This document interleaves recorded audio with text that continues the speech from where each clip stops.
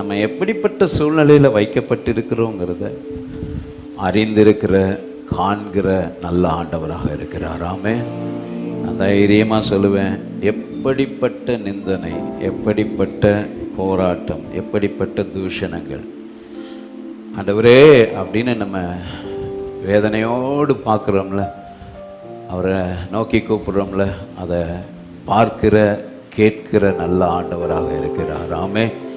எதிர்காற்றோடு போராட்டமா உன்னை காண்கிறார். எதிர்காற்றோடு போராட்டமா உன்னை காண்கிறார். படகு